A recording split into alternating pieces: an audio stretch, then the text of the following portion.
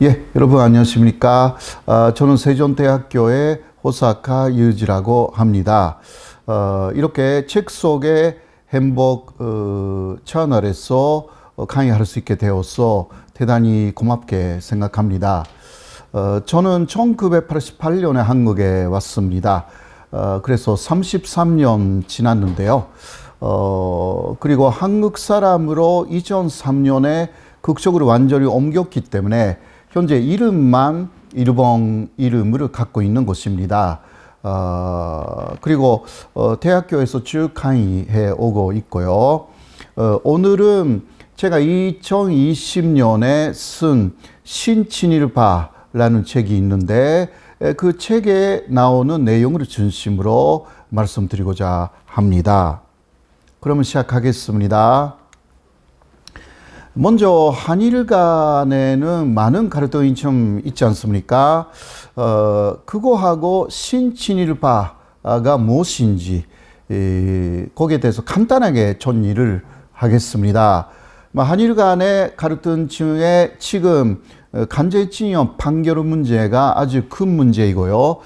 그리고 두 번째는 역시 일본군 위안부 문제가 아직 해결이 되지 않고 있고, 그리고 또 역시 역사적으로는 즉 독도 문제가 있었고요. 기타 상당히 많습니다. 그러나 3대 갈등이라고 하면 이 세 가지라고 할 수가 있는데요.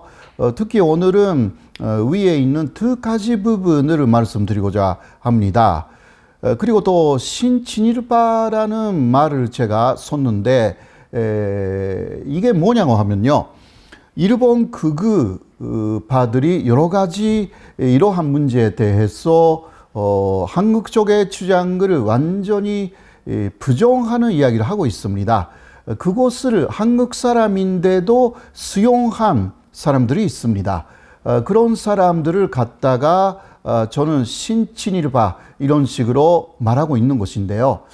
자, 그러면 그 첫 번째 강제징용 문제에 대해서 사실은 일본에서 어떻게 말하고 있는지 이런 부분을 중심으로 말씀드리겠습니다. 그리고 거기에 대한 또 해결책이나 한국 쪽의 정확한 주장이라는 것도 말씀드리겠습니다. 그러면요. 자, 이 강제징용 문제는 일제강점기에 나온 문제라는 것은 다들 아실 겁니다. 그런데 일본 측의 논리라는 것은요, 당시 한국 사람도 일본이라는 국적을 갖고 있었다. 그렇게 주장하는 거죠. 일본인뿐만이 아니라 한국인, 대만인 다 일본 국적자였다. 그런 이야기죠. 그래서 이런 사람들은 다 당시 강제적으로 징용된 것은 사실이다. 그래서 일본에서는 불법이 아니다. 그때 일본에서의 법에 의해서 징용되었기 때문에 이거 불법이 아니다. 이렇게 주장하는 것이고요. 그리고 당시에 국제조약 같은 것을 봐도 그거는 현재도 마찬가지고요. 전쟁 시 같은 비상 사태에서는 국민들을 동원시키는 것, 그리고 강제적으로 노역시키는 것은 불법이 아닙니다. 지금도 그럽니다. 그래서 일본은 그러한 국내법, 국제법의 논리로 불법이 아니다 라고 주장하는 것입니다.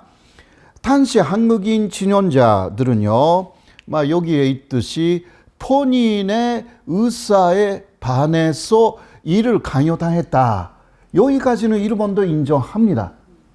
그러나 그 다음 한국에서는 그게 불법이었다. 보통 그렇게 주장하는데 일본은 불법이 아니었다. 이런 식으로 결말이 나오는 것입니다. 이게 한국하고 일본의 큰 견해 차이가 되는 것이고요. 또 일본의 논리의 핵심이라고 할 수가 있습니다. 현재 일본에서는 산업유산정보센터에서 이런 강제징용 문제를 전시도 하고요. 논리도 제공하고 있는데 거기에 논리가 이런 논리다라고 할 수가 있습니다. 그런데 더 핵심적인 이야기, 이것은 우리 한국 쪽의 입장에서의 논리를 말씀드리면요. 일본은 당시 한국 사람들에게 권리를 주지 않았습니다. 이게 대단히 중요한 부분입니다. 국민으로서 일단 일본 국민이다 이 이야기만 하고 국민에게 줘야 하는 기본적인 권리, 예를 들면 그 중심에 있는 것은 잠정권이라고 할 수가 있죠. 선거를 할 수가 있는 권리입니다. 이것을 주지 않았습니다. 일본은 1925년 보통 선거제를 시작했습니다. 그래서 당시 보통 남자만이었는데요. 여자는 45년 이후였는데 남자들에게는 다 선거권을 줬습니다. 그러나 한국 사람들은 대만인도 마찬가지지만 국민이라고 말하면서도 선거권은 절대 주지 않았습니다. 그러나 의무는 강요한 거죠. 그때 의무는 징용 그리고 진병이었습니다. 진병이라고 하면 병사로 전쟁터에 나갑니다. 이게 징용이든 진병이든 목숨이 왔다 갔다 하는 것입니다. 그럴 경우는 정확하게 국민으로서의 권리를 준 사람들에게만 징용이나 진병을 사실 강요할 수가 있는 것입니다. 이게 세계의 법적인 산식이었던 거죠. 당시도 그렇고 현재도 그렇습니다. 그러나 일본은 국민으로서의 의무만 강요하면서도 권리는 주지 않았습니다. 그래서 아무리 당시 불법이 아니다라고 해도 이것은 세계적인 법의 개념에서는 굉장히 부당한 조치였다라고 할 수밖에 없는 것입니다. 그래서 현재까지 한국 사람이나 대만 사람들도 마찬가지고요. 일본의 지배를 받았던 지역의 주민들은 그런 것을 굉장히 가슴 아프게 생각하고 있는 거죠. 그리고 당시 강제징용으로 당관 노동이 거의 대부분이었습니다. 그래서 한국 사람의 남자가 일본으로 징용으로 가면 거의 단광으로 끌려갔습니다. 그런데 원래 일본의 단광이라는 데는 죄수노동이 기본이었습니다. 왜냐하면 보통 일본 사람들은 그렇게 힘든 일을 하지 않습니다. 그래서 어쩔 수 없이 무기징역형 이상의 죄수들을 투입한 게 일본의 단광의 시작이었습니다. 보통 일본인들 중에도 물론 거기에서 일하는 사람들은 있었지만 그러나 그 경우는 굉장히 급빈증, 그러니까 정말 힘든 사람들만 오갈 데 없는 집도 없고 그런 분들만 단광으로 들어갔어요. 당시는. 왜냐하면 언제 죽을지 모르는 폭발 사고 그리고 여러 가지 사고가 있었기 때문에 그것으로 사망자가 굉장히 나왔습니다. 그런데 그래서 죄수를 투입했습니다. 이게 1800년대 후반, 1900년대 초반까지가 그랬는데요. 그러나 죄수들에 대해서 인권유린이라는 것이 굉장히 많이 자행됩니다. 무기징역 이상의 죄수들이었기 때문에 회사 사람들은 반란이 일어나기도 했어요. 너무 거의 무료 본사니까. 그런데 거의 죽어도 된다고 생각하니까 엄청나게 심하게 흑사했어요. 그래서 반란이 많이 일어났습니다. 단과에서. 단과에서 일어난 그러한 반란, 이거 하나의 장면인데요. 그럴 때에 이러한 죄수들을 혹시 겐도라고 하세요? 겐도, 단광에 들어가지 않습니까? 겐도에 죄수들을 다 집어넣고 풀을 태워서 태워 죽이기도 했어요. 그래서 아무리 죄수라고 해도 너무나 심한 그러한 인권 유린에 다 그 사람들이 분노해가지고 죄수 노동이 좌절이 됩니다. 일본에서. 그래서 보통 일본 사람들을 다시 그 탄광으로 취직시키려고 했지만 잘 안 되죠. 결국은 식민지가 된 조선이나 대만이나 또 중국 그리고 전쟁 포로가 된 영국인 미국인들을 탄광으로 투입했습니다. 이게 그러니까 이러한 상황이니까 이게 진영이 된 데가 여러 군데가 있지만 중심은 여기였어요. 그래서 이게 불만이 계속 쌓여 있었던 사람들이 아무리 1965년에 뭐 다 끝났다고 해도요, 계속 재판으로 할 수밖에 없는 그러한 배경이 좀 있습니다. 자, 지금 좀 이야기를 했죠. 전쟁 포로들은요, 특히 미국인 중에서 증오한 사람이 있습니다. 자신은 이 겐도 안에 들어가면 죽을 것이다 라고 생각하여서 계속 자해를 했다고 합니다. 손목을 부러뜨리고 그러면 겐도에 안 들어가도 되니까.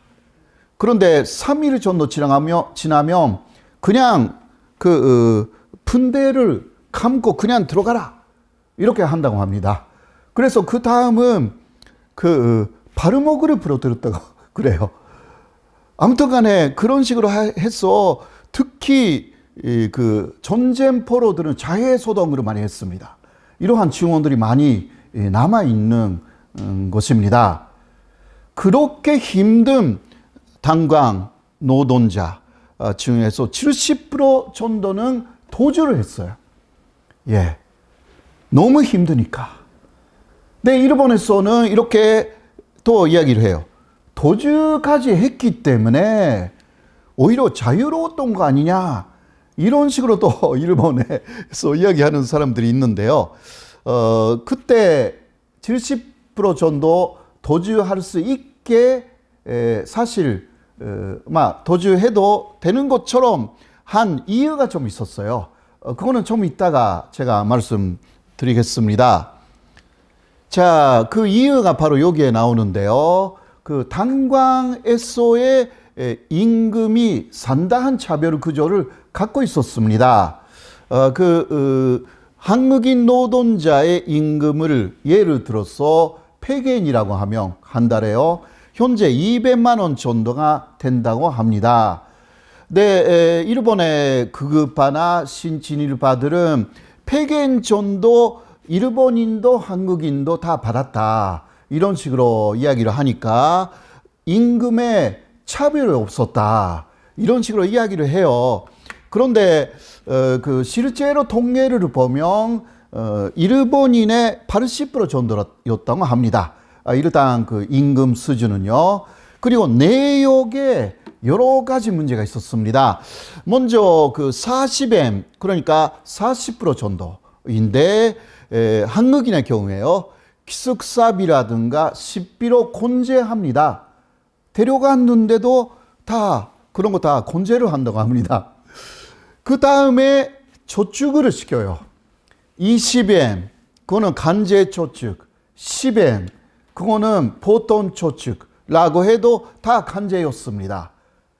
근데 이 저축에 상당한 불평등 구조가 있었습니다. 일본 사람들은 간제 저축이라고 해도 통장이나 도장은 일본인 본인이 갖고 있었기 때문에 언제라도 깨고 인지를 시킬 수 있었어요. 그러나 한국인은 감독관이 통장하고 도장을 다 갖고 있었습니다. 그리고 2년 정도의 일단 계약서를 맺고 갑니다.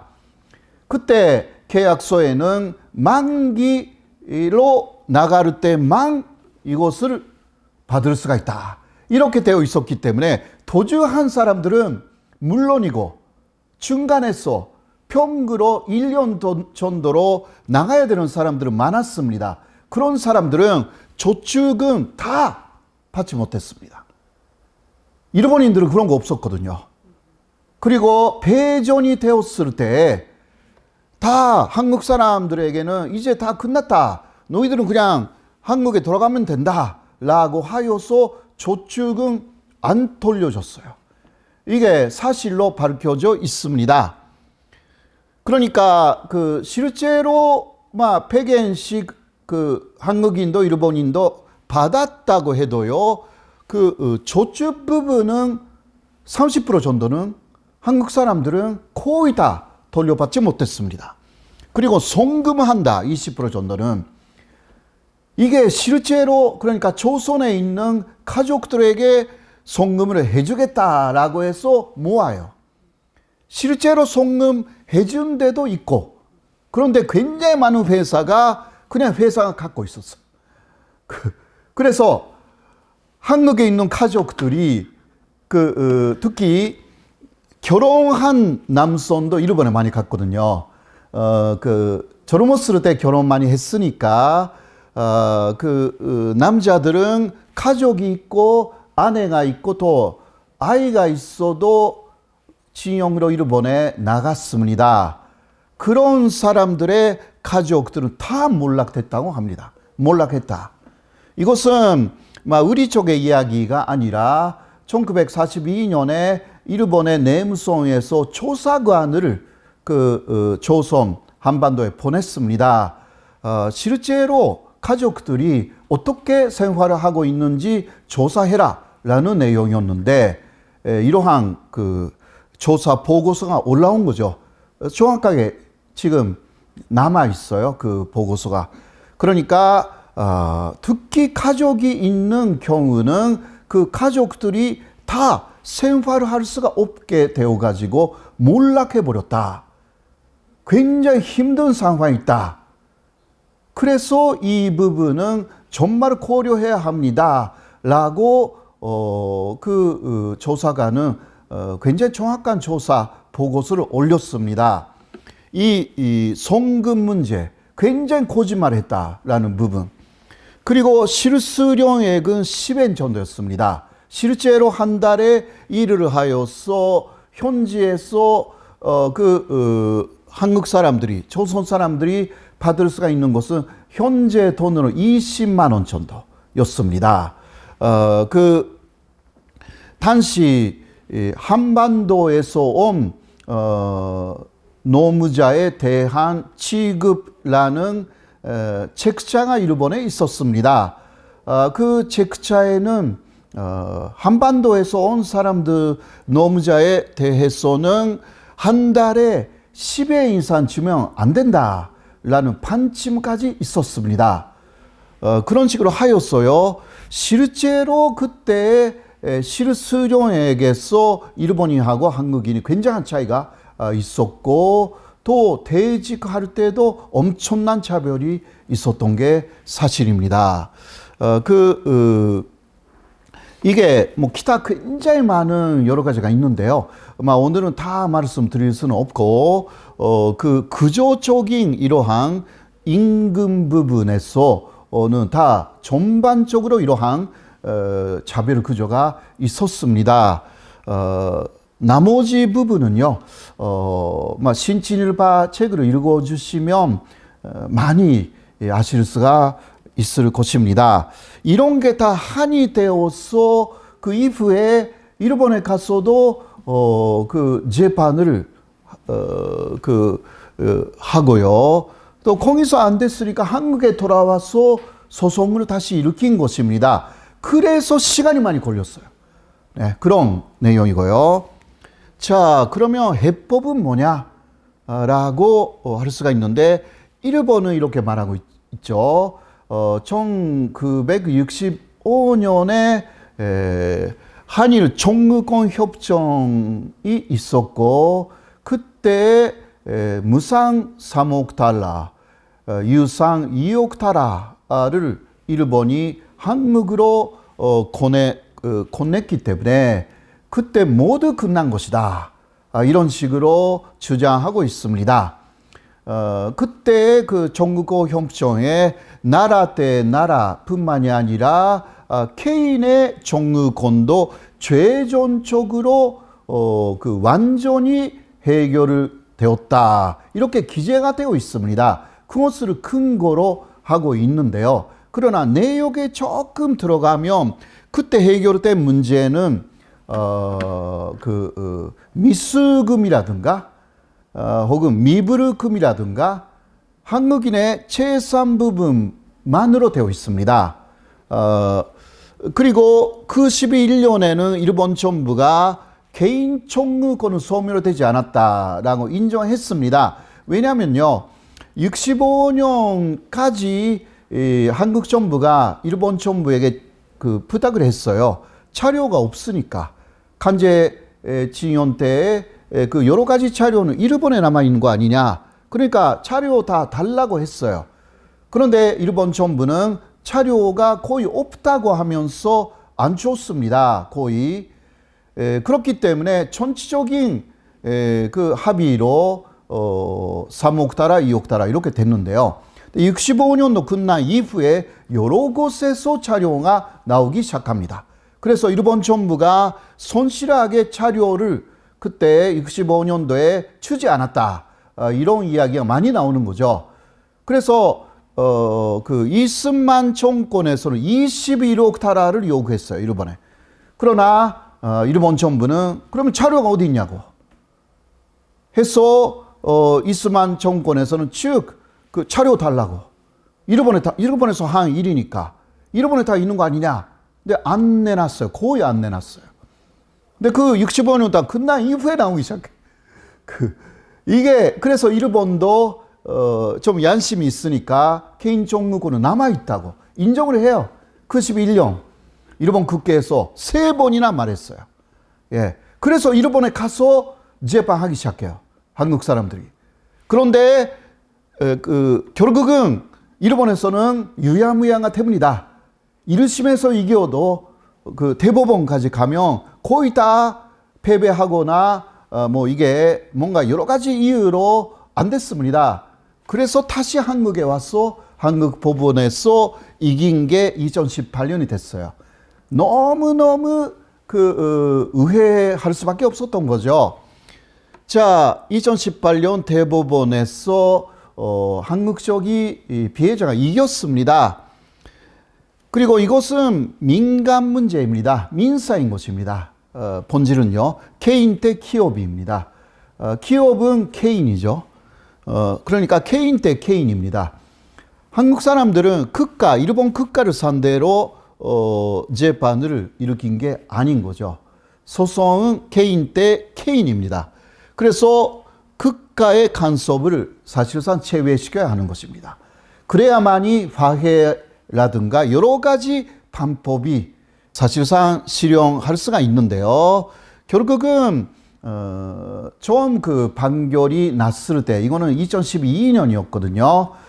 그때 일본 제철인데 일본 제철은 합해서도 5억 원 정도였기 때문에 5억 원을 다 내겠다고 그렇게 이야기를 했습니다. 그러나 일본 정부가 뒤에서 절대 하면 안 된다고 해서 이게 일본 제철도 태도를 바꿔버렸습니다.